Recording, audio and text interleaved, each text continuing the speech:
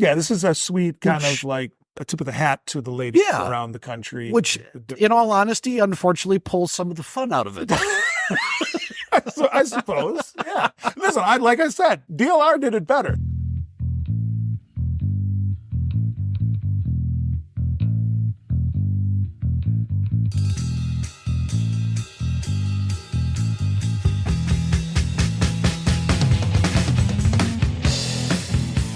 This is the Epic New Podcast, Two Idiots and a List, where you're going to get two idiots and a list.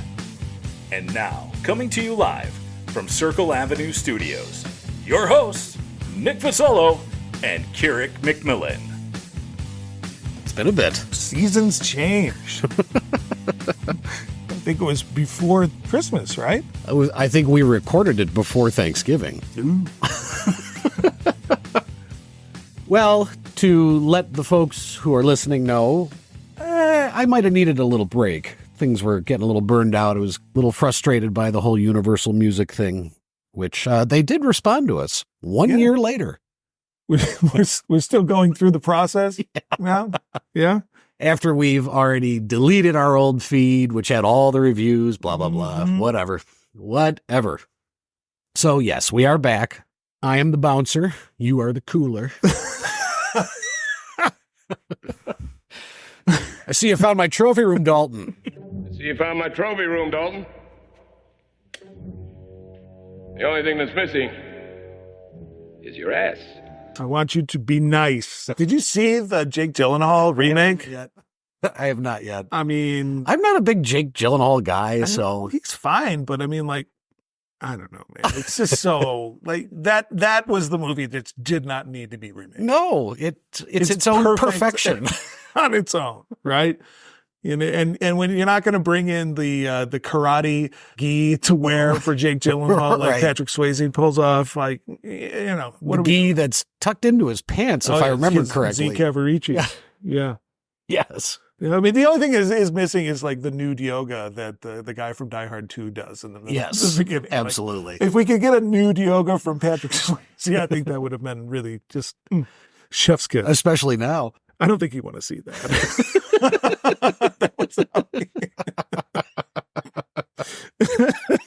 Although his locks would have grown even more. Oh, yes. Luscious head of hair. It's part of what makes Point Break so good. Mm-hmm.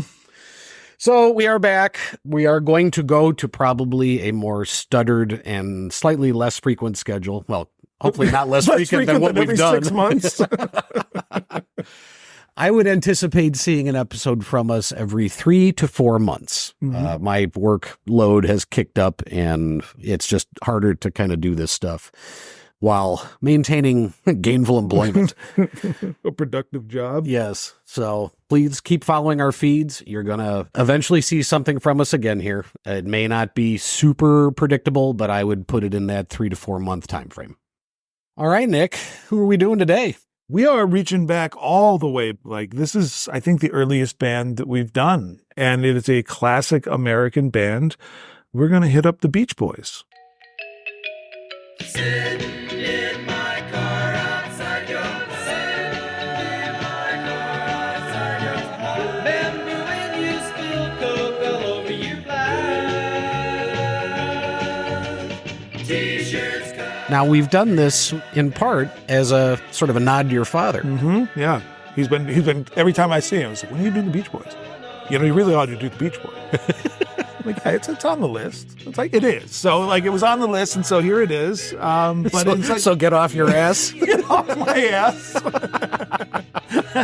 But no, it's like I'm going through the catalog. I'm like, well, this is it. This is like the whole childhood here. I mean, because we've done the Stones, Elton John, the Beatles, and the Beach Boys. That's pretty much it. And the Eagles also, unfortunately. We haven't done the Beatles yet. No, we haven't done the Beatles, but with all the other ones, like the Beach Boys were the one that wasn't really on the list, but then it was like, oh yeah, well, here it is. Like my entire childhood of music is like right here. This was it. So every single song, I'm like, I knew every. I mean, I don't think I'm different from everybody else. Like these are just tremendously popular songs to this day, 60 years later. Yeah. And I'll tell you what my takeaway on this was when you had asked to do the Beach Boys. I mentally looked back I thought, I don't know if I know that many Beach Boys songs. And by the time I was done, I had 30 on a list. Oh, yeah. Of songs that I recognized, songs that I knew, songs that I liked. That really surprised me. I don't know why it surprised me. I mean, I know the Beach Boys were big, but no one in my family listened to them. Yeah. So I only had radio exposure, really, and, the occasional movie soundtrack. But I knew of that. I knew, like I said, probably 30 songs. Yeah, that's crazy because, your family was a little bit different than mine. That was my dad's, album buying years was in, the 60s and the 70s. And so, of course, he would, those were huge selling albums along with the other ones, like the Beatles and the Eagles and the other stuff like that. And so he had probably a dozen of them.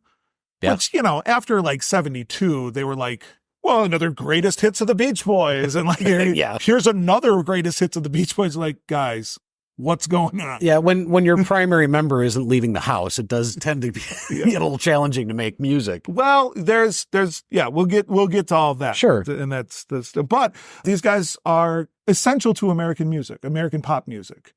And you see things in current music that when you listen to this, you go, boy, somebody did that already. Wait a minute. These guys did it first. Someone's doing it now. Or, even in that mid to late 70s range, you had bands that were a little more progressive, the Pink Floyds of the world, right, doing things that you could argue they were inspired to do because of some of those late 60s sounds that these guys were doing. Yeah, and I'll just tip my hand right now. The pure genius of Brian Wilson as a musician is undeniable. And like what you said, they were doing these things first. There's really no band that has done this since. The harmonizations alone, the vocal harmonizations, 4-part harmonies. It's rare. It's rare, and it's it's Motown shit, sure. Yep. For sure. But that type of the harmonizations along with the musicianship that went along with what Brian Wilson was done. Right. And so when we're comparing, because it was ultimately they were compared to the Beatles, there was always this kind of they're always, the media is, trying to get this rivalry between the Beatles and the Rolling Stones, or the Beatles and the Beach Boys. And really, and the reality of it is no, we're all talented. I really like what they're doing over there, and they influence me. Of course they do. And so it's not that big, but I lost my point. I lost my point. I agree with you. I agree with you on the brilliance of Wilson, and this gave me that appreciation. Oh, for sure. Yeah, that's what it was. McCartney had Lennon, Richards had, Mick. Brian Wilson was all alone. It was just him. He didn't have, and Mike Love wrote some of the lyrics, but it was him making the music for everybody. Yeah. Everybody. And when he didn't, you could see some of the differences. Oh, for sure. And some of it was okay. Some of it was not. Yes, definitely the fingerprints that Wilson leaves on the band, Brian Wilson. Yeah, and for those who don't know, there are 3 brothers in the band. The band originally had 5 members, Brian, Carl, and Dennis Wilson. Mm-hmm. Their cousin was Mike Love, and then their school friend, Al Jardine. Right. Brian is the only surviving brother.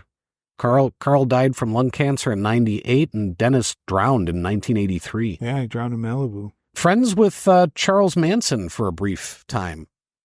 Dennis was. Well, they partied together. Actually, the story on this is pretty funny. They partied together, and this was before the Manson murders. Right before. Not too long before, a month or 2 before. Was it that close? Oh, yeah. Okay. Yeah.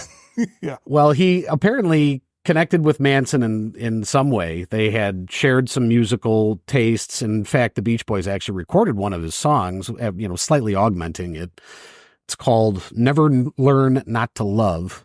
It's not bad. I'm your kind, and I see. Never had a lesson I will learn, and I know I can never learn not to love you. Come in now closer.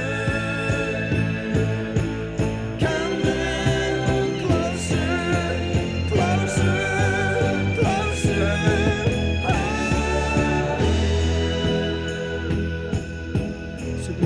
Well, they changed his lyrics and they changed the title of the song because that's what Brian Wilson does. And when Charles Manson heard it, he got so fucking pissed off that he threatened Dennis Wilson. And so Dennis had to leave his house, which Charlie and his girls had already been kind of squatting in. Yes. So, like, Dennis and, Steve McQueen are riding up and down, Ventura Highway, banging everything that moves. And they come across these Manson girls that, give them a hell of a ride and a hell of a case of gonorrhea. I was going to say, it gave them all the clap. That was the funny part. So that's where I heard that Manson was booted out of the house. Wasn't the threat, but because they all got gonorrhea. Well, yeah. And that's kind of like what led Manson to the Sharon Tate house, because the record producer had lived there months before. And he's like, I think it's Terry Belcher. I want to say that, but I don't know if it's true or not, if it's accurate or not. But that he was looking for, that was the house. And that's why he sent, his demons to go do what they did. Yeah. Mike Love and Al Jardine are still alive, by the way. They are. In terms of the brothers, it's only Brian. Still trading on the Beach Boys name. Yes, absolutely. Still out there. Right? And why not? I mean, why come on, not? dude? It's like Mike Love's got to be pushing 80. They're all up there. I mean, right? Brian's 81 and now suffering from dementia. Wow. But he lives out here in St. Charles, or he did for a long time. He lived in St. Charles. Does he really? Yeah, for a long, long time. Yeah. West suburban Chicago. Yeah, it was just a weird thing to go from Malibu, California to like the Midwest. West suburban Chicago. Okay. Couple of quick facts on these guys. 100 million records sold worldwide. Now, and I don't know why I took note of this, but I happened to see this fact right around the time that I saw the 100 million figure. New Kids on the Block sold 80 million records worldwide. Which I found a little disgusting. The New Kids are at 80% of the Beach Boys sales. What a country. Right. According to the Beach Boys website, they had 36 songs in the U.S. Top 40, which is the most by a U.S. rock band.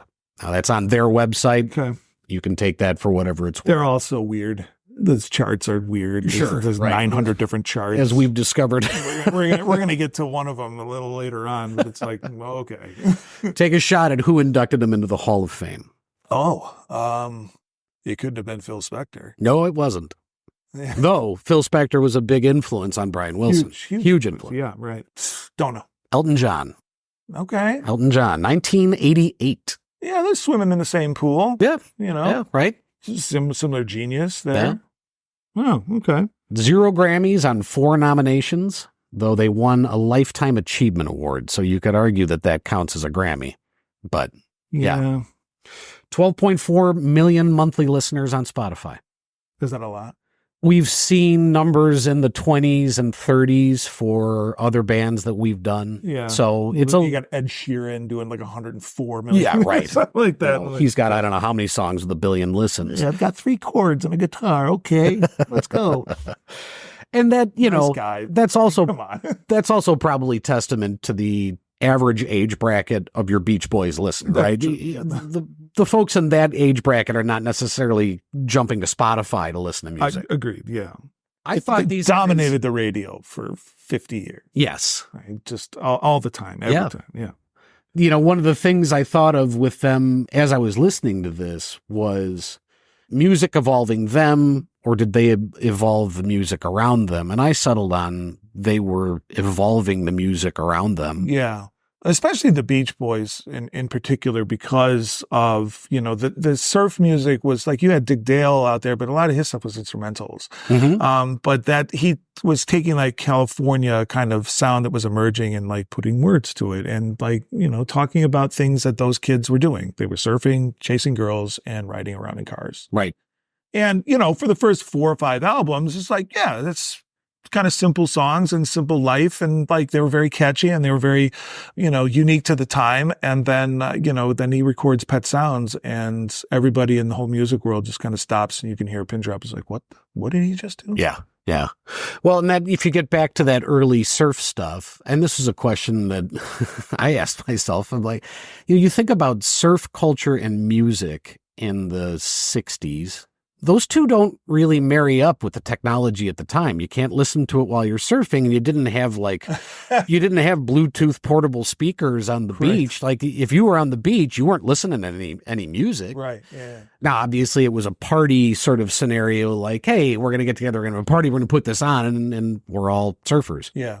Riding around in car music. Yeah. Which is what you do in California, I thought that their first albums were very one note. Oh, yeah. All the songs were 3 minutes or less. Yeah. This is right in your wheelhouse. Oh, yeah. I mean, it is one and done. Let's go on to the next one. 2 course.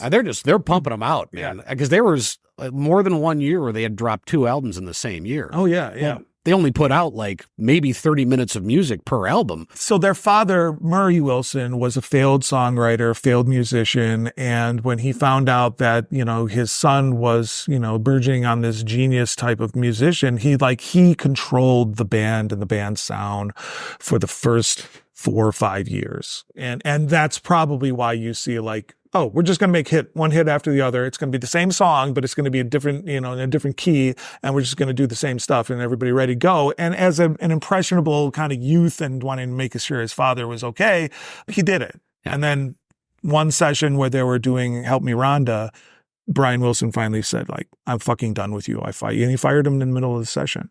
And from that point, he stopped going on the road. And you see the departure point from there where they graduate into their own sound. Yeah. I'm sure those Thanksgiving dinners were pleasant after that. Oh, especially after Murray sold the rights to their catalog for $500,000. I think it's worth $250 million now. Right. It's right. That nearly killed Brian Wilson. Yeah. This is you sold my kids. Yeah. Right. This is my creation, not yours. Oh man. That's tough. There's recordings on YouTube you can find of Murray Wilson in the box talking back, on the Squawk Box back and forth and he's just such an asshole. Huh. Just such a jerk off. The other question I asked was, did any of these guys actually surf? Right? Could this be the biggest spoof in the world? They're the Beach Boys and their first album said the #1 surfing band in the country or something like that. Yeah. That was for Surfing USA. That's what's on the album cover. And I was I wonder if they ever actually surfed. And it turns out they did. Dennis was a dedicated surfer. He left a recording session so he could go surf. Yeah, he was the only surfer of the group. The other guys didn't surf. Dennis was the hound. He was always around the girls. He was the surfer, and he was an awful drummer. And I doubt any of his drum kicks made it onto the actual master tape because Brian would just bring in another session musician. Right. He would never kick him out of the band because it was his brother and he wasn't gonna, he wasn't gonna do that to him. But yeah, Dennis was not a musician. He wasn't anything. I think he ever sang. He might have sang backup or harmony somewhere, but he was never around. The family would always be playing songs at the piano and kind of that's where they learned harmonies and everything like that. And Dennis was always out banging the cheerleader somewhere else. Sure. Or surfing, he was Well, it's ironic that the only surfer in the band is the one who drowned.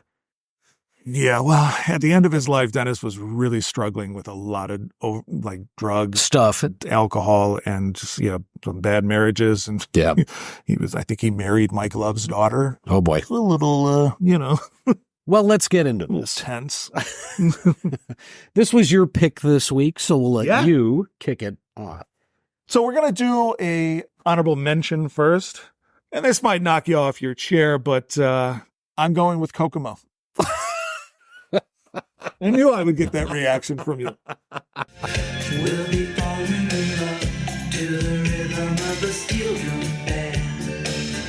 Down in Kokomo, Aruba, Jamaica, ooh, I wanna take you to Bermuda, Bahama. Come on, pretty mama, Key Largo, Montego, baby, why don't we go to the Kokomo? We'll get there fast and then we'll take it slow.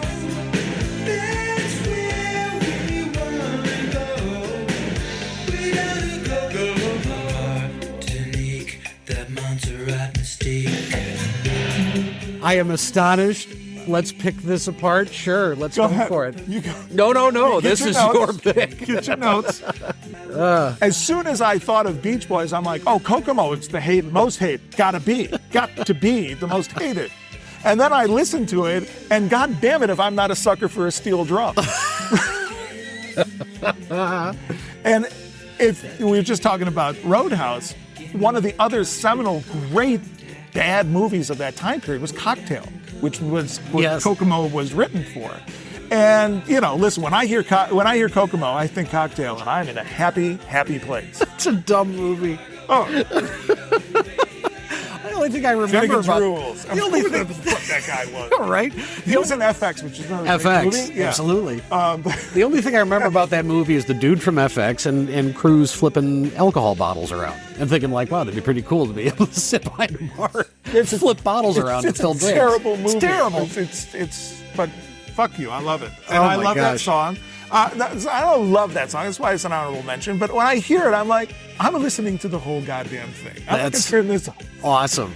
I love steel drums. So I certainly can't hang everything on this, but it's entirely possible that Kokomo contributed to the delay of recording this episode, because when I heard Beach Boys, all I could think of was fucking Kokomo. And I was like, I fucking hate the Beach Boys.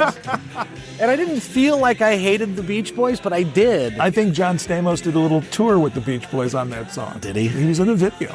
Oh my gosh. This song, I knew it the second you said, let's do the Beach Boys. I'm like, fucking Kokomo's high on the list of most hated, and he's absolutely number one. It is so campy. Oh, yeah. That's perfect. Oh, We'll put out to sea and we'll perfect our chemistry. Oh my gosh. Port-au-Prince, I want to catch a glimpse. Who the fuck takes romantic vacations to Haiti? Haiti's a rough spot, man. They're going through it. No slam on Haiti. I know we have been listened to in Haiti. I'm sorry if They're going through it. if that hits you. This is their fourth most played song on Spotify. I know, man. I Their know. fourth. It's just, it's not right. It's also one of their Grammy nominations. They only had 4. It's so unfair because it's like it's like if the first thing you thought of when you said Paul McCartney is that song Coming On. And if you're searching for an answer, stick around,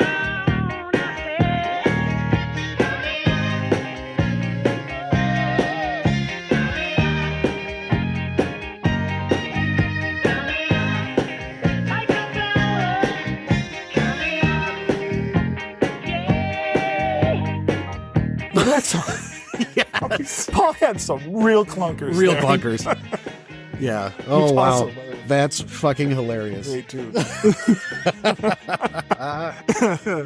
I have no idea if Brian Wilson had anything to do with that song. It doesn't sound like it at all. It doesn't. It just sounds like guys, we have this white guy reggae canned here. Can we just put the Beach Boys in front of it and let them do their thing? Right. Yeah. I mean, it Hey, doesn't- we need you to make a song for a movie. All right, 10 minutes. Let's knock this out and get the fuck out of here. Listen, I go back. I stand with that. Steel drums. Any fucking steel drum. I'm in. All right, I have 2 honorable mentions, Mm-hmm. actually, and they're both off the same album. The album is Shut Down, Mm-hmm. and the first one is The Warmth of the Sun. Yes. The sunset at night, oh, living this way. For I am the sun of the sun within me at night, within me at night. I like the chord progression on this. It's a little disjunct. It's got a very melancholy sound. They bounce, between major and minor.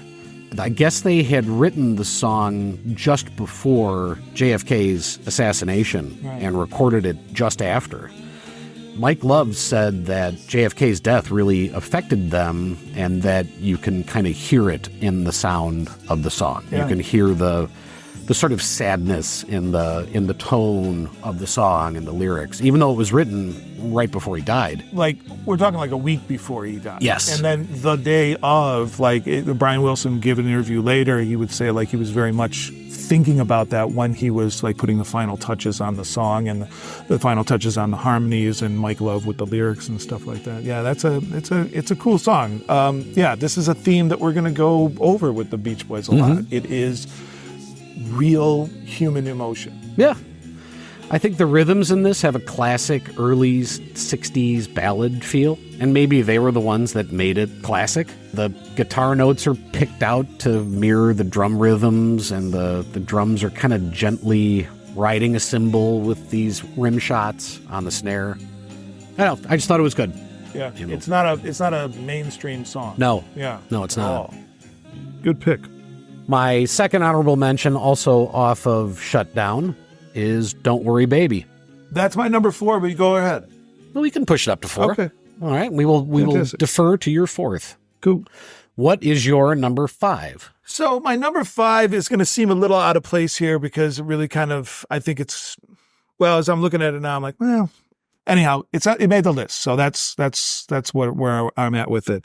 California Girls. I wish they all could be California. I wish they all could be California.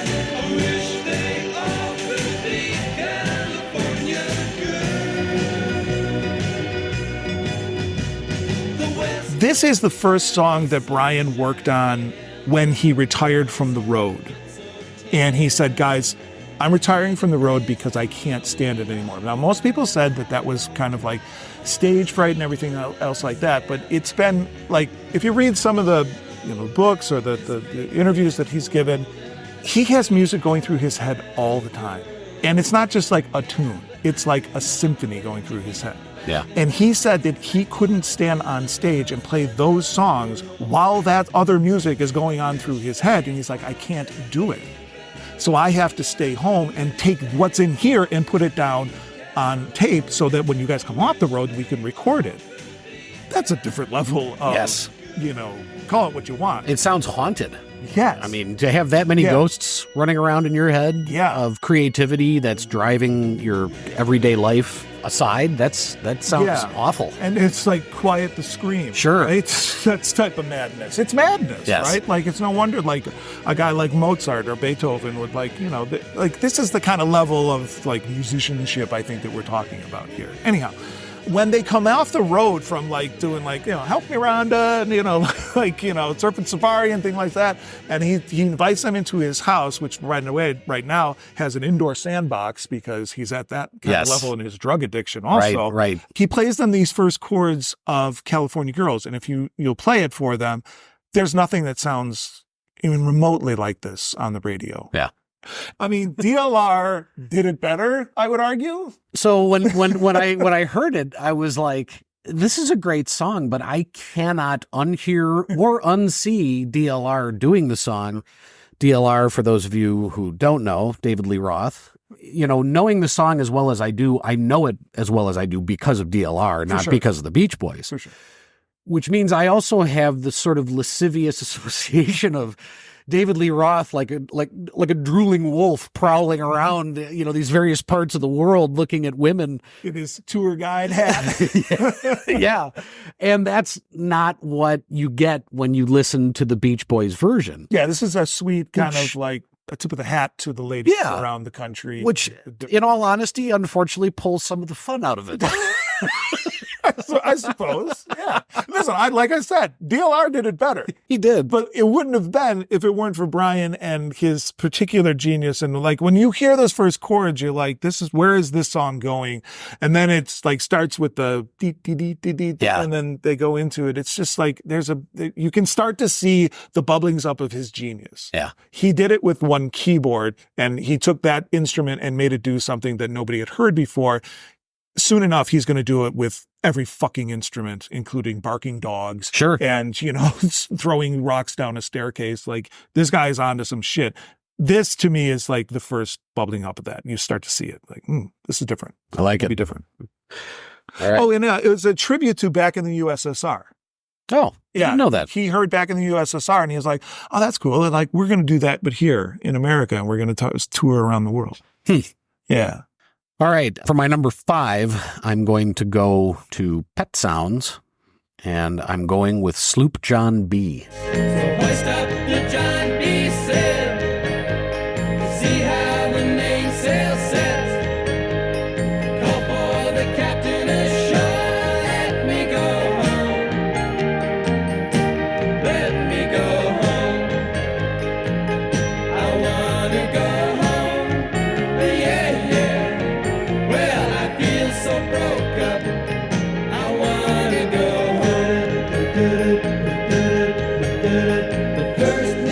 It's a cover of a traditional West Indies song.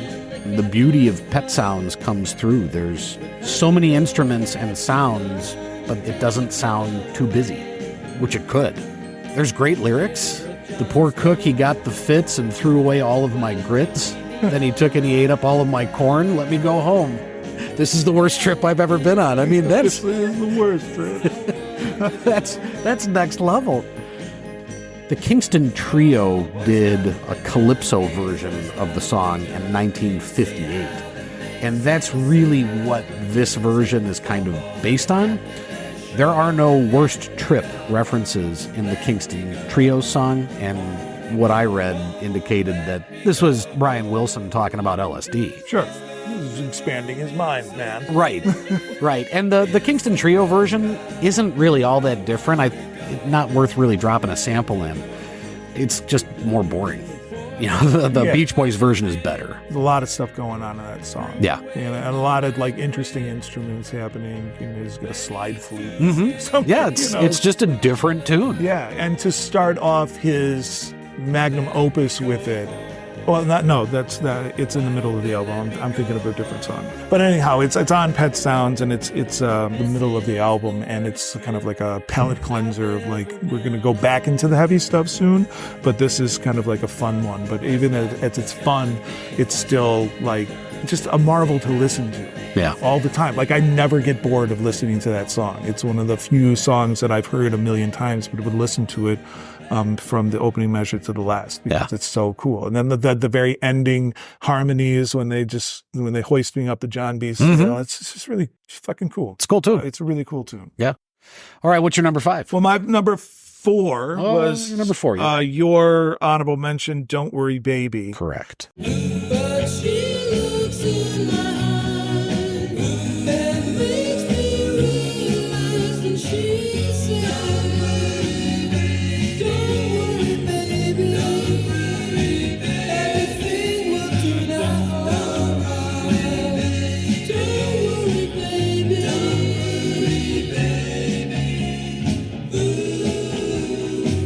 Off of the 63 Shut You Down album, Brian is clear. Like, this song was written for the Ronettes. Yes. He was obsessed with Phil Spector. Game recognizes game, right? Phil Spector was doing the things that Brian Wilson was attempting to do and then surpassing him. He shipped that song over to Phil Spector. He's like, yeah, we're good. We got it. We already have our... Right. What was the... Be My Baby Be My Baby. It's like the two songs are like brother and sister. You put them back to back. And it's like those songs are very, very, very similar, but yet, wildly different at the same time. And he kind of shipped it back to him. He's like, yeah, we already got Be My Baby. You go ahead and do it with your band here. Yeah. I don't know what their relationship was, if it was animus or if it was kind of like distance, respect, or I don't know. It doesn't seem like it was a mentoring thing from Phil. I got the impression it was more of a Brian Wilson hearing what Phil Spector was doing and going, I want to do that. Yeah. Not I want to do that exact thing, but I'm taking inspiration from what you're doing. Yeah. It's almost as like he was looking in at listening in on Phil's work, and he was like, oh, we're just going to have 32 tracks open at the same time. Right. Great. Because I've been working with 4, and I don't like that. Yeah. Yeah, the whole wall of sound concept was something that Brian Wilson went, ooh, that's good. Yeah, because Brian Wilson did not know how to run a recording studio. So how maddening is that? You have all this music in your head. You have to kick your dad out of the group because he was the producer and he sucked and he was an asshole.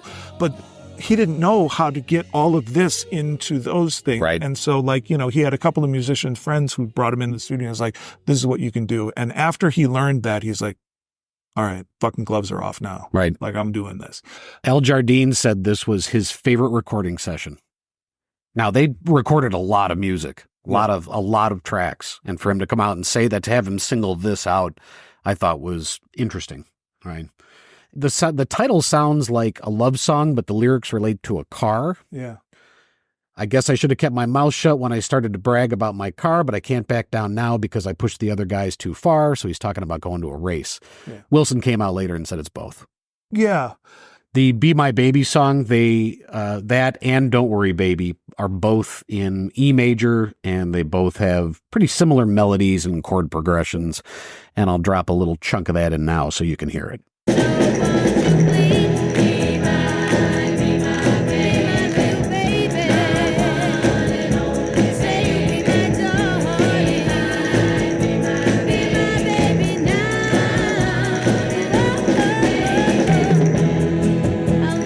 All right, that brings us to my number Your four. number 4.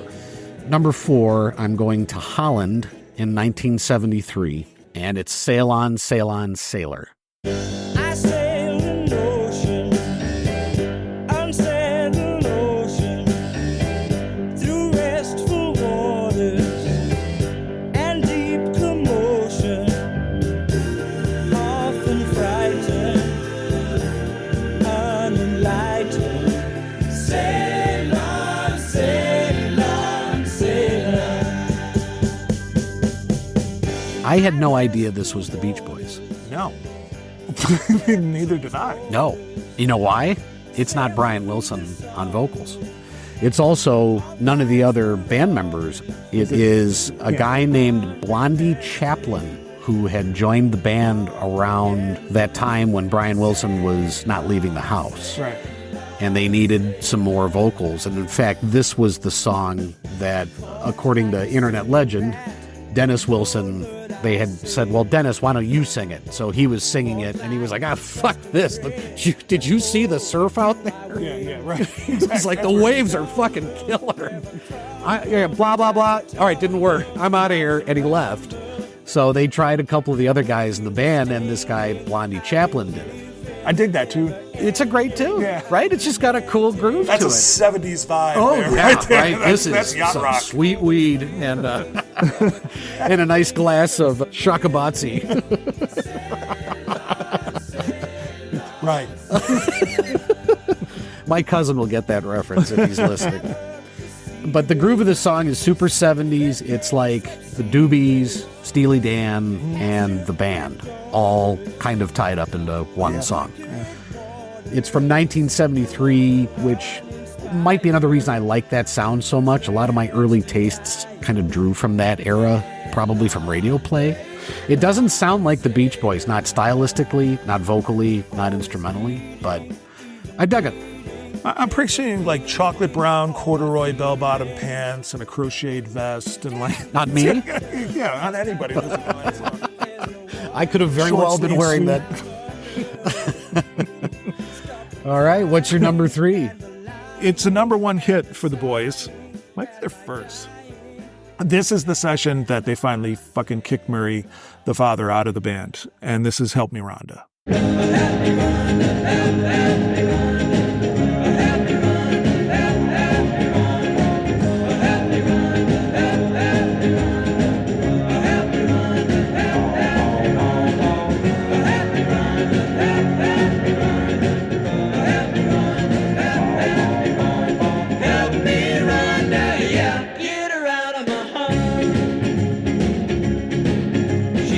Brian did all the mixing and the production of this song, and he was 22 years old, which is supremely young for that type of engineering and production work to be done, like especially on a song like this and an album like this and for the rest of his career.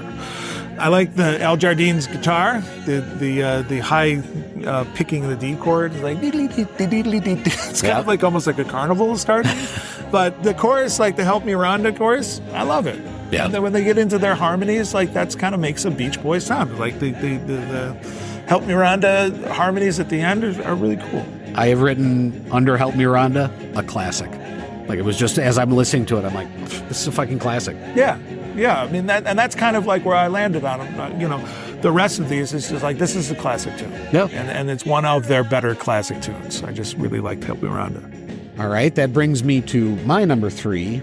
You could argue that this thing could be at 2 or 1 very easily, and I will give it that due. It is Good Vibrations. That's my number 1. Then we'll save it for number 1. Okay. That brings us to our fantasy concert lineup. Yeah. All right, who are you going to see the Beach Boys I with? missed the Kid Fantasy concert lineup. I got some good ones here. Let's hear them. All right. So I wanted to stay with the whole Southern California vibe. I love the Southern California vibe, right? And it's a band that was performing and recording before the Beach Boys. It was the same neighborhoods. I think it was the same neighborhood. But these two guys were recording songs about, the same types of things, surfing and skateboarding and stuff like that. And this kid down the block, Brian Wilson, didn't quite have his shit together yet, but he wrote a couple of tunes for him. Jan and Dean became super mega fucking hits. They were big. They were huge, Yeah. right? I looked at this was a contender for my list too. I mean, Surf City. Mm-hmm.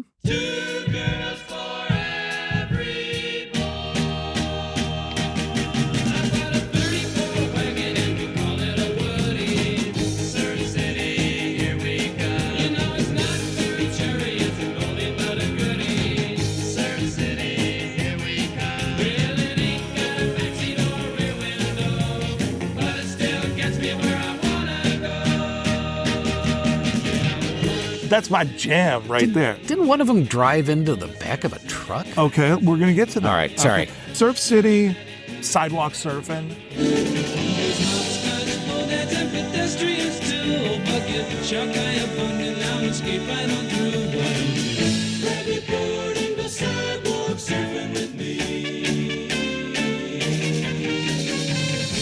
Now, if you listen to Sidewalk Surfing, and that starts out with grab your board and go sidewalk surfing with me.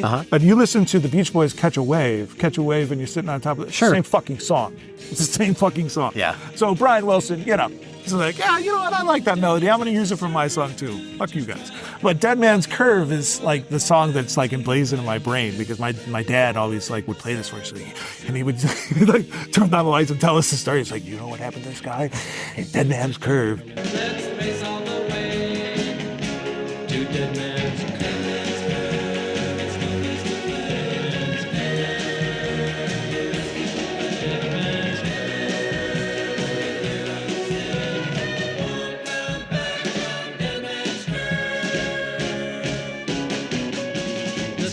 They used to race around, the Pacific Coast Highway, and this guy fucking took his car and like raced a Jaguar XKE that pulled up on the side, and they just tumbled through this curb, and this fucking dude was paralyzed from the neck down. Yeah, he rear-ended a semi, I thought, something like that. They have an aerial picture of Dead Man's Curve, like on Wikipedia.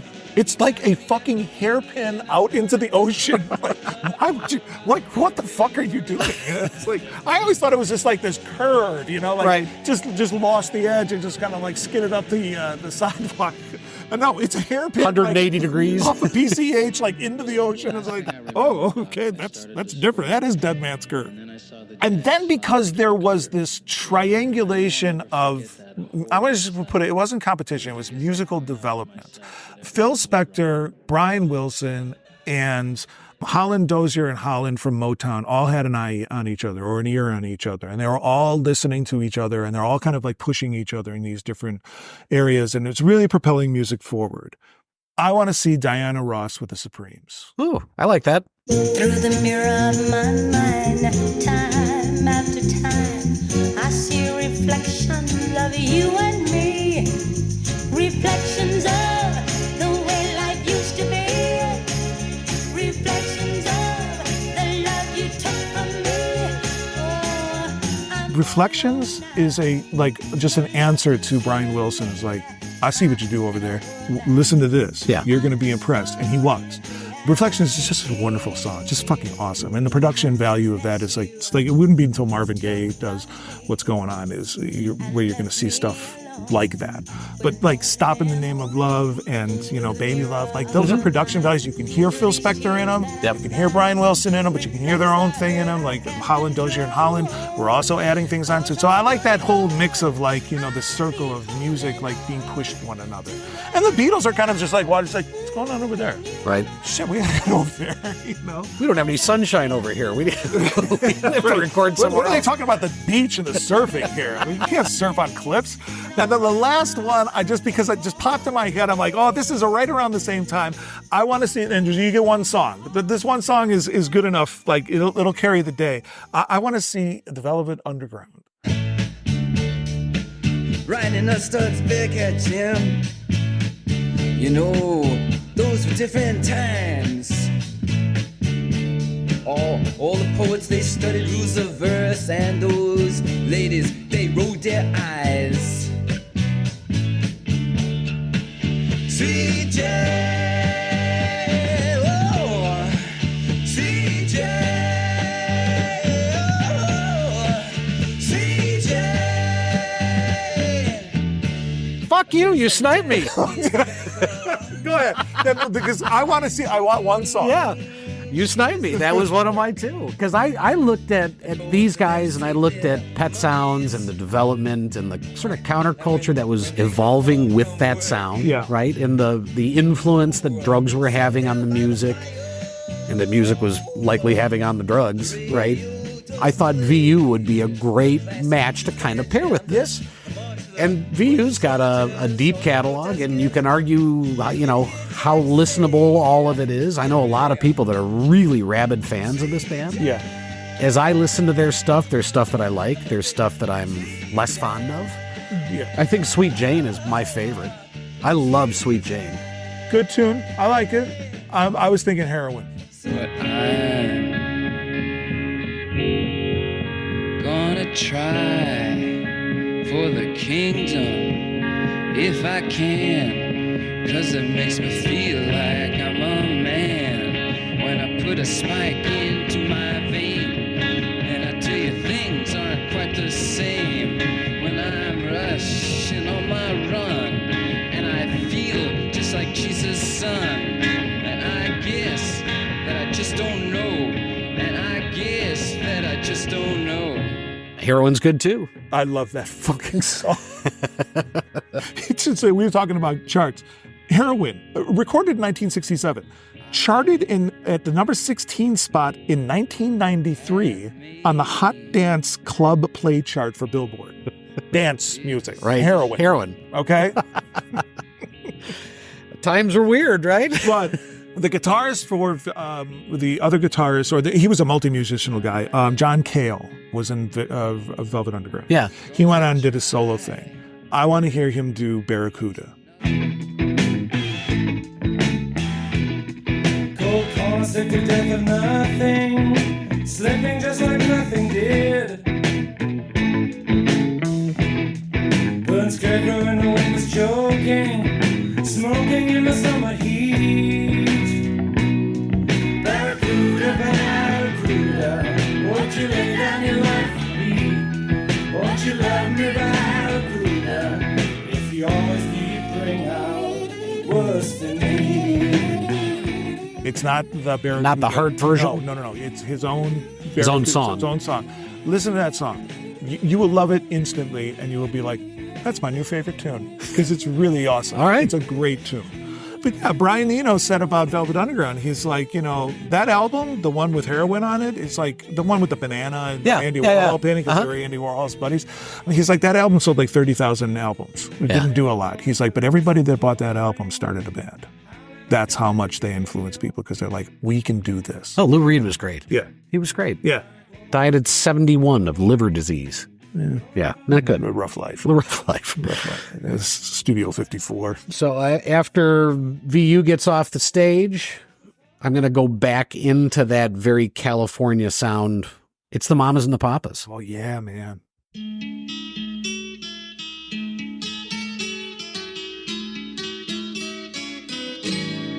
All the leaves are brown, and the sky is gray, I've been for a walk on a winter's day, I'd be safe and warm. California Dreamin' is hands down my favorite. That is, go ahead. Hands down my favorite. And apparently everybody else's too, because it has 830 million listens on Spotify, while their next song has 87 million. So it dominates the What's their listeners. next song? Monday? Monday, which is probably my next favorite song of theirs. It's great. Monday, can't trust that day. Monday, sometimes it just turns out that way. Oh, Monday morning, you gave me no warning of what was to be.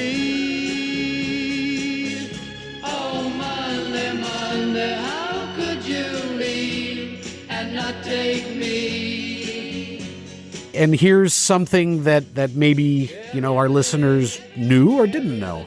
She did not die from choking on a ham sandwich. That's such an awful thing. But the story behind why that came out is kind of interesting. So she had a heart attack at 32.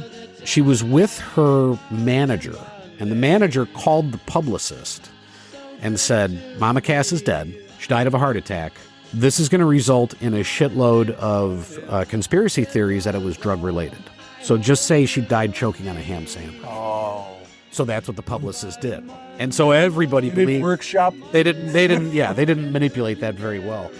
An autopsy apparently showed no drugs in her system. Now, you could probably argue that previous drug use led to the heart attack, but apparently it wasn't an overdose. Yeah. Now, her daughter has said in interviews over the years, this fucking sucked. Because as I was growing up and I would meet new people, even when I was a young girl, I would go to other people's houses and play with their kids. And, the parents would be like, well, we're going to have lunch, but we're not going to serve any ham sandwiches. Awful, right? That kind of shit played over and over and over again to this young girl. And then as she grew up, she just kept hearing it. Finally, she came out. She's like, it wasn't a fucking ham sandwich. She just had a heart attack. I love the Mamas and the Papas. Her version of Dream a Little Dream. Yeah. Dream a little dream of me. Stars fading, but I linger on, dear. Still craving your kiss. I'm longing to linger till dawn, dear. Just saying this. It's really good. California Dreamin', I think the first time I ever heard that song, as soon as I heard it, I'm like, that's my favorite song of all time. I love that fucking song. It was in the Hollywood Nights movie. Did you ever see it? 1982. Michelle Pfeiffer's first role. Tony Danza's in it. I don't think I have. It's so fucking great. It's so sophomoric. Listen, the height of the movie was when the guy steals the microphone at the homecoming dance and he farts out a song. Like, that's the level of humor. Sounds eyebrow. It's awesome, and they played this song in there, and because one of the other guys is going off to Vietnam the next day, and they played this song as it's a really cool, and then that song is so awesome. There's something very sentimental to me about the song, and I don't know why that is, but it's sort of like, they're talking about brown leaves, you're singing about the fall. Yeah. You're kind of at that point where you're like, ooh, it's starting to get a little chilly outside. We're gonna go inside, and we're gonna live inside for the next fucking 6 months if you live in Chicago. But you kind of get this sort of comfort from it that I don't know. I really like. All the leaves are brown are like, and the sky is gray. And the sky is gray. Like that lyric right there, kind of. I think you're right about that. It's just like, because I love the autumn, and it's like, and the whole song is awesome. Yeah. And I feel like you're right. Like, if you were to make a list of like the top California songs, like I think that goes right to the top of the list. I really do like that song. Yeah. That's cool. Well, I'm glad I get to see them. There you go. There you go. All right. What is your number 2? All right.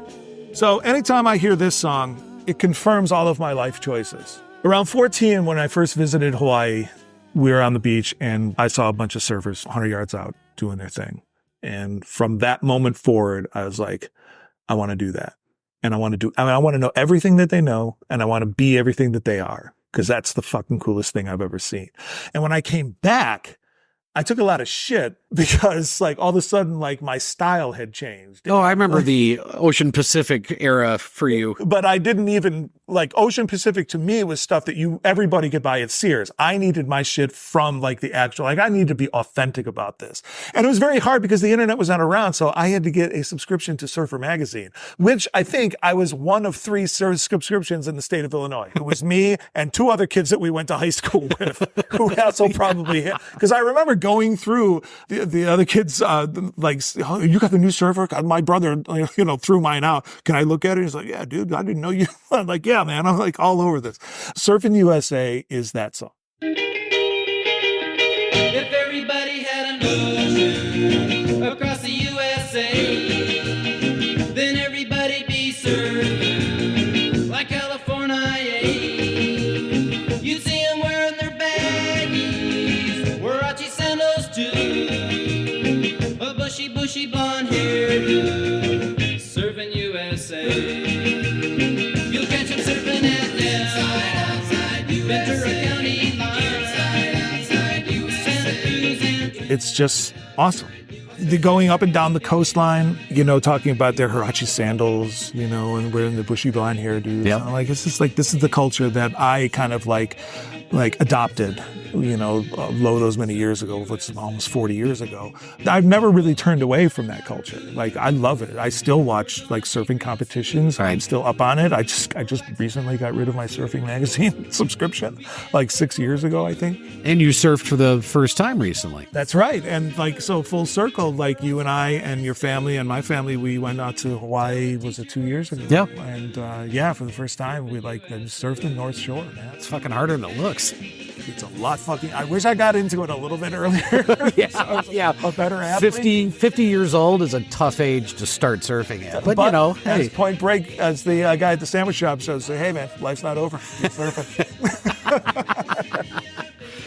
So yeah, this song, whenever I hear it, I'm like, I listen to the whole thing because I'm like, this is part of, I call it like part of my culture now because it's part of me. Sure. This is their third most played on Spotify. Okay. And I found when I was listening to it, I couldn't help but start singing along with Inside Outside USA. Yeah, right. Just as those lyrics go through, you're, Inside Outside USA. Like, it was great. It was great. All right, my number 2, going to Surfer Girl in 1963. We're going to go with In My Room. There's a world where I can go and tell my secrets to. In my room. In my room.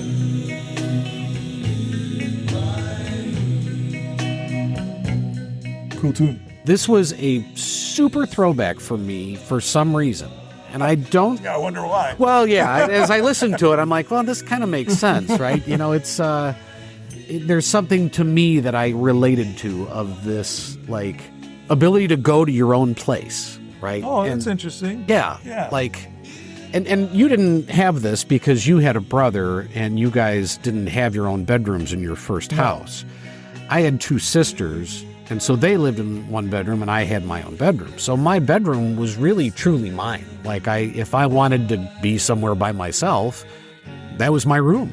Well, you're right. I hadn't thought about that because I didn't really know that solitude. Right. Or you're seeking solitude. Yeah. And So I never framed this song like that. That's interesting that you do. that's kind of where I was brought to when I listened to it now, and what I kind of tagged it to. Whether or not I was cognizant of that back when I was listening to it, I don't know. I don't know. But Do my dreaming. yeah, right. It's very simple, right? But this is 1963. This is not Pet Sounds. This is Yeah. what is that? 6 years before that? Pet Sounds was what? 69? 66. 66? Yeah. All right. So it was a few years before Pet Sounds. But go ahead, finish your point. Early sound, great rhythm guitar kind of rolling through in the background. It's super short. It's 2 minutes and 10 seconds long. Yeah. The lyrics are good. Now it's dark and I'm alone, but I won't be afraid in my room. It's so going to where I think you were going with your Pet Sounds thing. All the songs before, Surfing Safari 409, Surfing USA, Shutdown. There's a theme there. Yeah. Right. It's girls, it's cars, Yes. it's surfing, and I think this is Brian kind of playing around with like, I'm gonna talk about the things that are going on inside me. Yeah. Like and lo and behold, people like to hear songs that they can relate to. Mm-hmm. A lot. Yeah. And In My Room is that first kind of attempt. And like, so I think it like gives him like the courage of like, yes, there's a pathway to getting to, I know there's an answer on Pet Sounds. Right. Like where I'm just going to pour out my heart on the tape. Yeah. And I think that like this is the sophomore version of that. And it's really good. I like it. I've always liked that song. Yeah, that's a good analysis. He said it was a place where you could lock out the world and be yourself. That's not a quote, but Right. do my crying and my sighing, laugh at yesterday. It's kind of a cool idea, right? I'm going to be upset about the shit I'm going to upset about, and then I'm going to turn around and look at it in the rearview mirror and go like, fuck. And again, it's yesterday. You're talking about 1963. Mhm. That's a trippy song to be playing, because again, we're just coming out of like the birth of rock and roll. Right. And the birth of rock and roll is very much like a herky-jerky kind of like, little sped up kind of like music. And people are starting to like that. And all of a sudden, like he comes on with He this downshifts. weirdo song. Yeah, it's a downshift. And males weren't exactly encouraged to get in touch with their feelings in 1963. But as I think it was Dennis Wilson who said, it's a makeout song. You put it on and you make out. I'd never thought of this as a makeout. Did I ever try it? I don't. Hopefully while you're not alone. I don't. A lot of mirrors. And it's a quick makeout session because it's a 2.5 2.5 minutes. Yeah, you better. There's no repeat on a 45, All right. I think that brings us to your number 1, right? Yeah, we both have the same one, right? Or no, I had called it as my number 3. Yeah. So Good Vibration. Good Vibrations. I'm picking up good vibrations. She's giving me the excitations. I'm picking up good vibrations. She's giving me the excitations. Good vibrations. She's giving me the excitations. Good vibrations. This is the song that is released 6 months after Pet Sounds. So Pet Sounds is in May of 66. Good Vibrations is released as a single or something. I don't know if it made an album right off the bat, but he released it and it was a banger fucking hit because it was out of the same Pet Sounds sessions. 90 fucking hours of tape. For this one song. This one song. And it was a bunch of pieces from the Pet Sounds sessions that he kind of had on a reel. And he's like, okay, challenge accepted. I'm going to put together something. Give me that fucking whatever the fuck. Theremin? The theremin. Yeah. Bring that in here. We're going to start off with that. Yeah. Okay? I love this song because we'll get into the whys, but it's also, I dropped Pet Sounds. Paul McCartney's already said it was the greatest fucking album he's ever heard. And now I'm going to drop Good Vibrations on your head. Just to let you know, I still got bullets in my gun. Yeah, I'm not done yet. I'm just getting started. Yeah. And that really shook the shit out of the Beatles. Yeah. And I think that's an alpha-ass move. So when I heard the song, I had an initial thought, and it wasn't negative per se, but it wasn't overly positive. But I'm like, you know what? I got to listen to the whole song. And I listened to the whole song. And then I kind of cocked my head and I restarted it and I listened to it again. And I did it probably 3 or 4 times. Yeah. There's a complexity in here that is so fucking sneaky, or at least it was sneaky to me. And there's reasons that I'll get to as to why I had an initial feeling on that. It's like looking at the Hope Diamond. There's so many facets to it. Like every time you listen to it or perceive it, it's like cellos as rhythm sections? Excuse me? Yes. And at face value, you're like, okay, got to keep those good vibrations going, da-da-da-da-da, right? And it's pretty simple kind of... The lyrics are really simple, but there's a good story behind it. Okay. But yes, the lyrics are simple. And the way the song sort of plays, it just kind of sneaks from one part to another part to another part, and then you get these cellos playing, you've got these other instruments, the theremin in there, you've got stuff that is building, and you're like, wow, this is not a, ABC kind of song. It's a symphony. Yeah, it's great. It has movement. It's great. It doesn't sound like anything that came before it, and really not sense. And again, like we've said that, I've said that a couple of times during this podcast already, and that is a testament to his genius. Like he's making music that nobody thought of before and really hasn't been duplicated since. Yeah. And it's just like Good Vibrations. Find me a song that's even close to that. Well, and so I wrote here, this song might sum up this band in a single song. Yeah. Combining that sort of later LSD-inspired sound with their original beach vibe, and they've sort of taken the whole breadth of the career and just spun it and put a zip tie around it and like tightened it into one song. It's just a masterpiece. It's great. And again, like the California vibe is there because it's Good Vibration. Yeah. The beginning of the song is awesome. Just the keys going, and then Mike Love comes in with it's not. It's Carl. Carl sings on the song. Yes, and none of the Beach Boys play an instrument. It's all session musicians, including Glenn Campbell. Like a rhinestone cowboy. He was one of the guitarists on this. He traveled with them a lot. But yeah, the Wrecking Crew was basically this traveling symphony of, musicians. And I forget the woman's name, but everybody pointed to her as like this bassist. she was the only woman in the room, and she is the biggest badass on the planet. Like, because like when her and Brian would talk about bass lines, she was giving him the ideas. Yeah. Which like, and all the other, and these Wrecking Crew guys were like the top of the top as far as musicianship goes. And they're all just like, we loved working with Brian because he knew exactly how to transmit what to every single note for every single instrument, no matter what we were playing, he could tell us exactly what we wanted to hear and we could do it for him. And we turned around, I forget this woman's name, but she was like, no, Brian, I think let's try this way. And they were all looking at us like, that's badass. Yeah. And in that room, and that 1965, Sure. 66 when she's doing that, it's crazy. This is their second most played on Spotify at 412 million.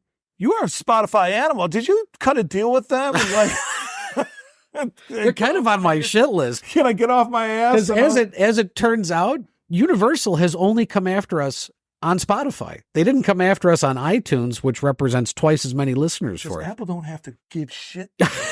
I guess not. Get off that nonsense. So my complaint about this song is that fucking commercial from the 80s for Sunkissed. Sun-kissed feeling is in the air. The good vibrations are everywhere. I'm drinking up good vibrations. Sun-kissed orange soda taste sensations. Bubbly orange jubilation. Sun-kissed is a taste sensation. I'm giving out good vibrations. Bubbly sun-kissed sensation. Sun-kissed is giving out. That was so like in my head whenever I heard Good Vibrations. Do you remember this commercial? I'm sure I would, but I don't want to. Sun-kissed orange soda taste sensation. Oh, no. Good. Why did you do that? It's terrible. And when you listen to this episode, you're going to hear a little snippet of that because it's still on YouTube. And I was like, are they still fucking making this diabetic syrup? This stuff had more sugar than anything else. All right, that brings me to my number one. We're going with God Only Knows. I may not always love you, but long as there are stars above you, you never need to doubt it. I'll make you so sure about it. God only knows what I'd be without you. To have a love song that starts with, I may not always love you, it's brilliant. I may not always love you, but as long as there are stars above, you never need to doubt it. I just thought it was so cool. Everything about this song is, again, like, so it's good that you have this as your number one because it's a nice entree into like the conversation that I wanted to have. Is the reason why I didn't have any Pet Sounds songs on my list was because that is, probably the most perfect fucking album ever made. It's Pantheon worthy for sure. Yeah. So God Only Knows is like the anchor song or one of the anchor songs, smack dab in the middle of it. Yeah. The first time I heard it, I'm like, what's going on here?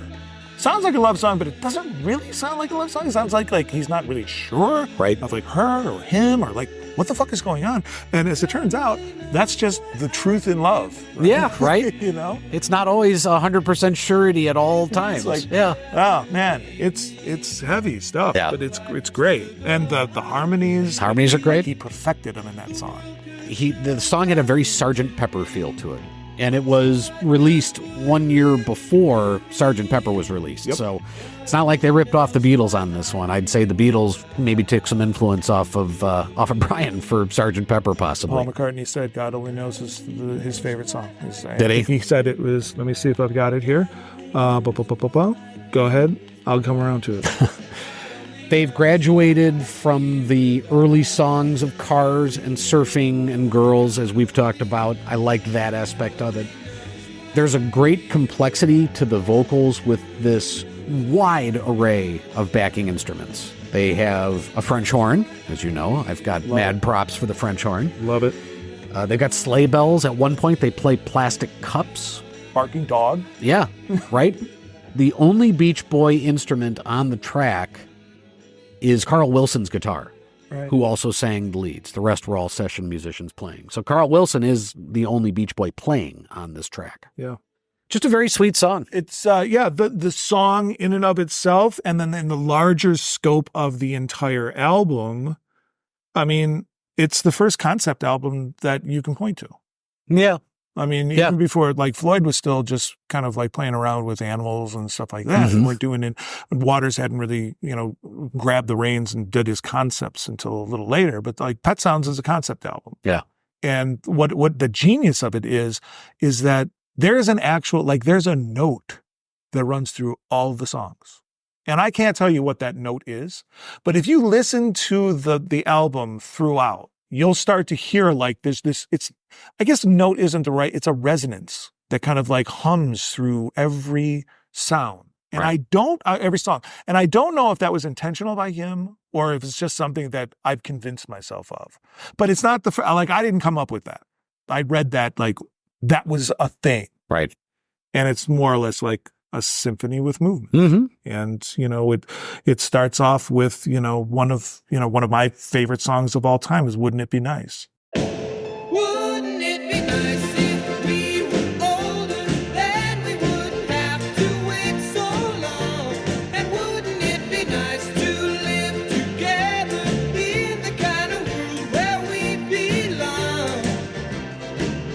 No one's gonna make it that much better when we can say goodnight and stay together. Wouldn't it be nice? The thing about it is that, I'm sorry, were you done with your, I don't know. I believe so. Oh, sorry. I kind of gone off the road. I've been waiting for this moment. The thing about like Sgt. Pepper's, and I'm not here to say like Sgt. Pepper's isn't a great album. It is. It's one of my, you're going to put it in the top 5 for sure. But Pet Sounds is way better because the songs are so human and so relatable. Even Wouldn't It Be Nice? I mean, that's the starting off of the song. And it's like, hey, wouldn't it be nice if we were a little older and we could live together? And we can just get on with our lives? And then it just turns into this, these songs about like, you still believe in me. It was, kind of questioning, going back to that questioning of like, are you really sure that you want to be? It's like, this is a human drama, like human life being played out before you on the tape. Whereas the Sgt. Pepper, like those are kind of like, British nursery rhymes set to acid. Right. Lovely Rita Mead, great song. You read a lot more into Wouldn't It Be Nice than I did. I wrote here, someone's getting a little tired of conservative American values because it sounds like he's saying, would it be nice if we got married so I could nail you? Yeah, that's what he's saying, but I think it's more like sweet they put, Right. I DLR'd it a little bit there. But, and when the day is over, we can be together still. This is like, the human existence, Yes. Playing itself out in, whatever it is, 12 or 13 songs. And I think that, except for like Sloop John B., which I can't really make that connection to it, but it's still a fucking banger tune. Yeah, there's an outlier in there with Sloop John B. But it's a really wonderful album. Whenever I turn it on, I'm like always it's always like mesmerizing. Yeah. Almost to a Yeah. point. All right, now that you've loved on them, what do you hate about them? I don't like their car songs. I don't like any of their car songs. She's real fine, my 409, my 409. Well, I saved my pennies and I saved my dimes. Giddy up, 409. For I knew there would be a time. Giddy up, 409. When I would buy a brand new 409. 409. Are they gonna shut you down? I'm not a car. I guess I'm not a car guy. That first stuff was super one note. Oh my God, yeah. Very one note, got a little tiresome, and man, there's a lot of them. Oh my God, there's, what, 6 or 7 albums before they get to anything with some meat on it? Yeah, their first record, that surfing record, we're going surfing. Yeah. It's like they're all like holding their nose and talking like this. Yeah. And saying like this, like, I don't Right. know, is that the aesthetic that you're going for? I don't think so. Well, you know my thoughts on Kokomo, obviously. I also had on here, and it's from that same early era, Be True to Your School.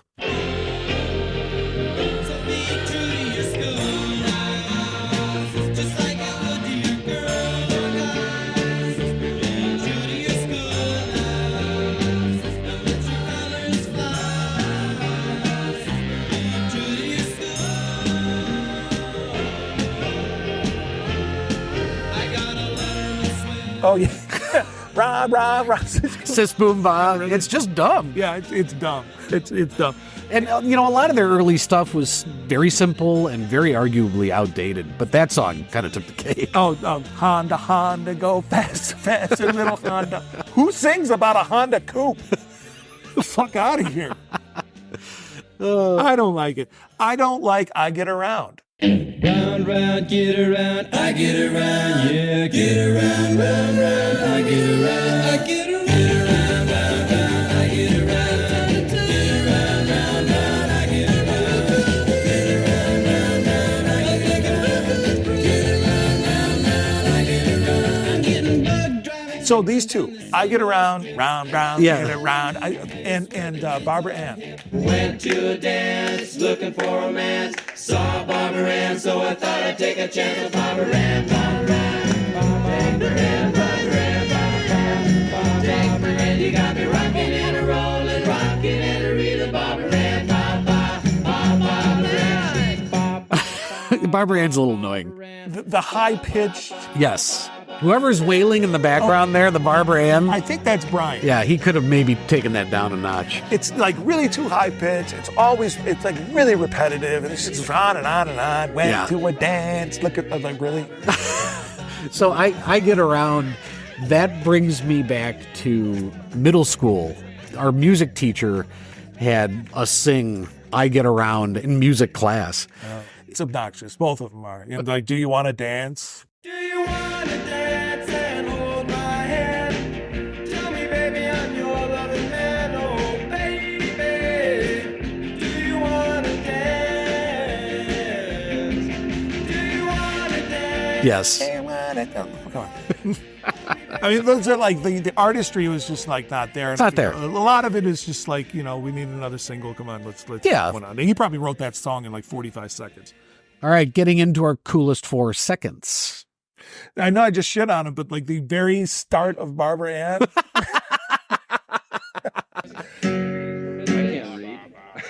What? No. What was it not? You don't know how to sing Bob, Bob, Bob. Have you any more?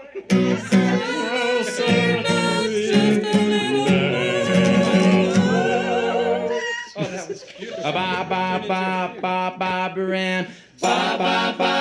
Oh, Barbara Ann.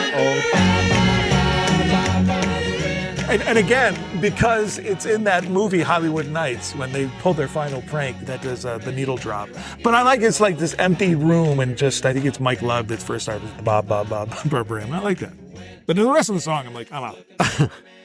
I had the intro to Fun, Fun, Fun.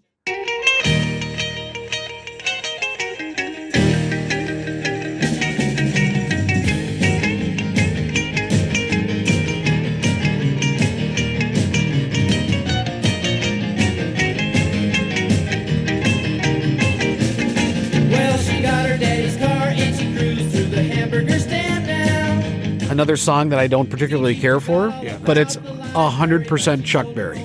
Oh yeah, it's lifted straight from him. Yeah. Oh, absolutely. It's Johnny Be Good. Yes. And, oh, we got this girl took her T-bird out. I like I said before, I like the intro to California Girls, but then I like how it like that intro is like a weirdo intro, and then it goes into a Western.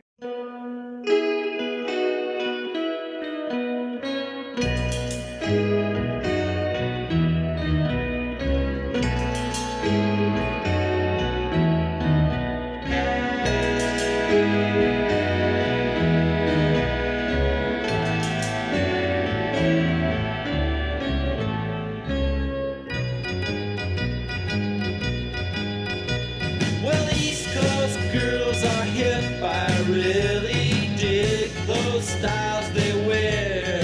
It's a Western song. Mm-hmm. Long-ba-dee-ba, so I think probably what led DLR to it. Didn't he have a song like that? Yeah, Happy Trails. Okay. I like the end of Wouldn't It Be Nice? You know, it seems the more we talk about it, it only makes it worse to live without it. But let's talk about it. But wouldn't it be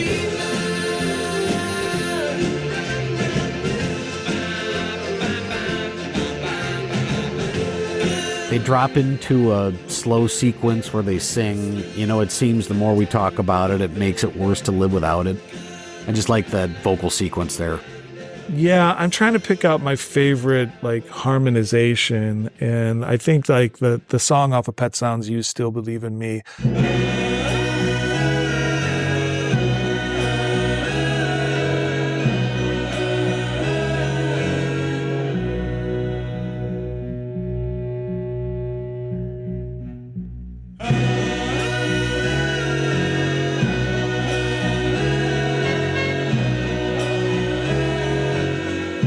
It's just, there's no lyrics to it. It's just them vocalizing harmonies at like the end of the song, going back and forth, and the music comes back in and comes back out. And it's just like, those are really, man, to me, it's just like pretty awesome stuff. Yeah. Like as far as like 1966 goes. I do like the very end of Good Vibrations where they're coming out of the breakdown and they finish it with the na-na-nas when then the cello and the theremin just kind of fade out on the end of it. Yeah.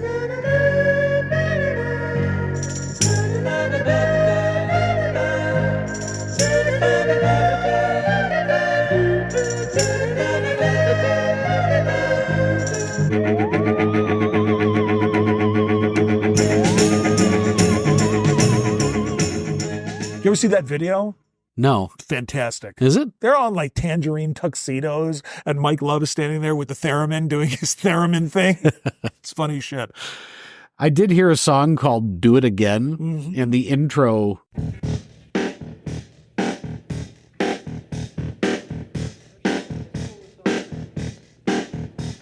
It's automatic and I'm talking with old friends. Listen to We Care a Lot by Faith No More.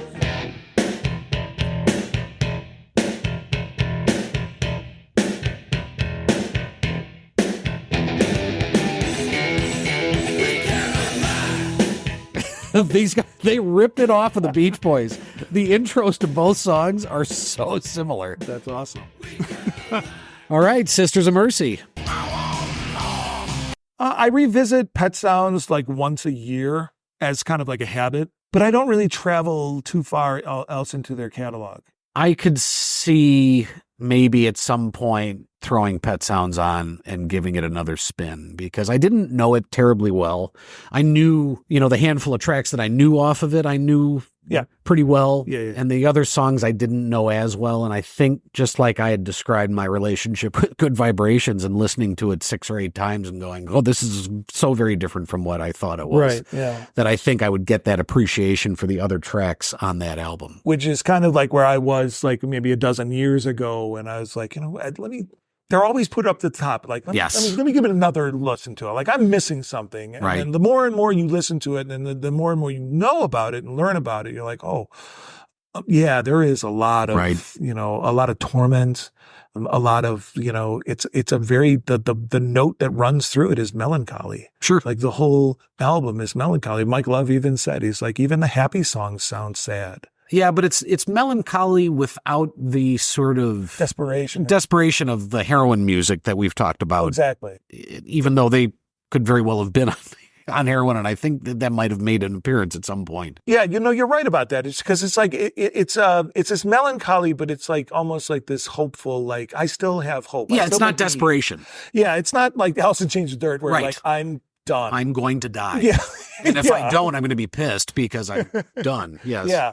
And I think that's also what makes it such a human kind of like, everybody feels that way. And, everybody still hangs on to hope and here you go. Yeah.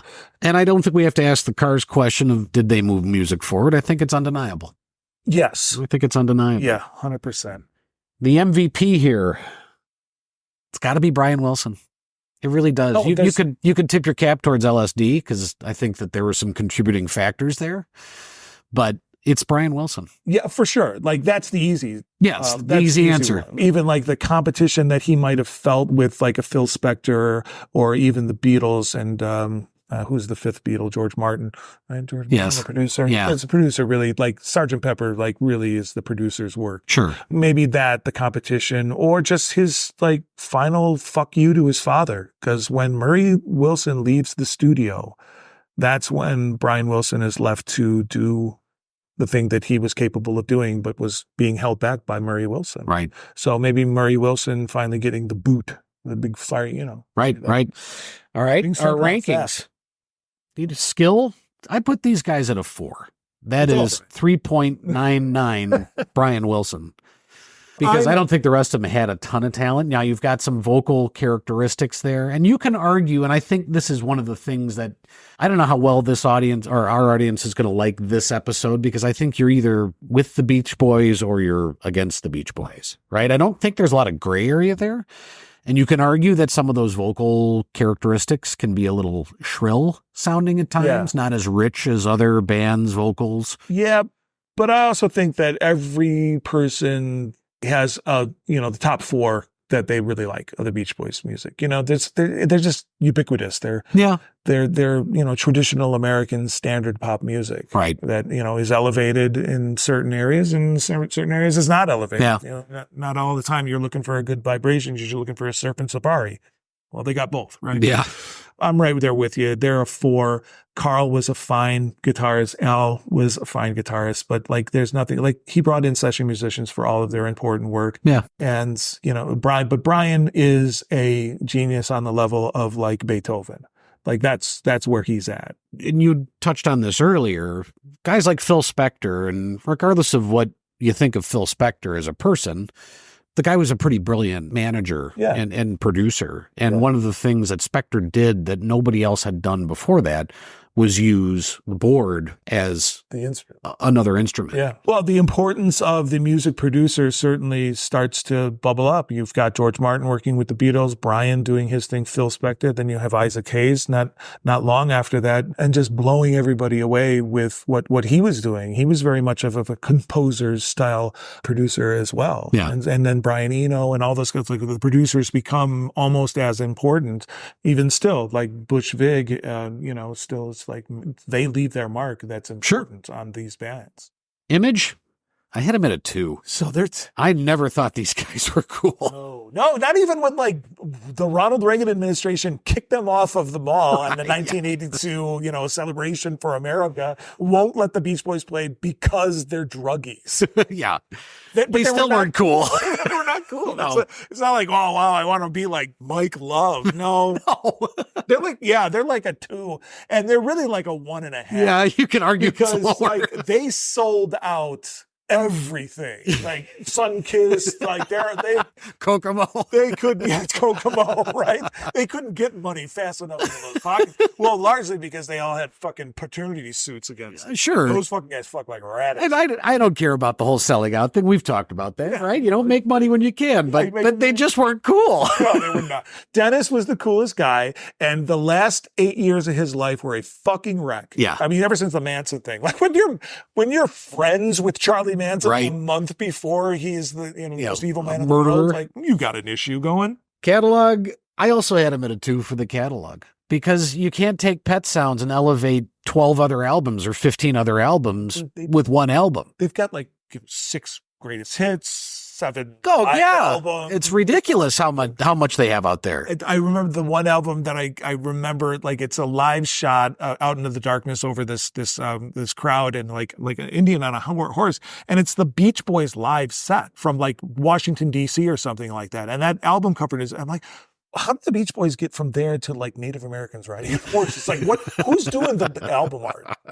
Oh, goodness. Well, thanks for sticking with us here, folks. I know this was a chatty one. We haven't done this in a while. So. A hot minute. And I haven't actually seen you very often in the last 6 months either. Just had a lot going on, man. Running around. Your second kid graduating from high school. That's right. Congratulations to Ava. Thank you very much. Hey, speaking of your father, Padre, first of all, I hope you enjoyed the episode. Padre has his own app, a game app, That's right. and it's called Plus One. Plus and the number 1. Maybe you'd like to describe it. And it's a word game that his father created, got to be 40 or 50 years ago. I think he had it syndicated in a couple of newspapers, and then we retained the rights to it, and we decided to, as an homage to my grandfather, his father, and also to kind of the resurgence of these word games like Wordle, and he put together Plus One, and it's on the App Store Some of them are hard. I play it every day. I actually do. Yeah. It's a lot of fun. Yeah. So, that would be great. Yeah. Download +1. Keep an eye out for us. We'll be back, like I said, 3 to 4 months. And appreciate you listening to us. Thank you.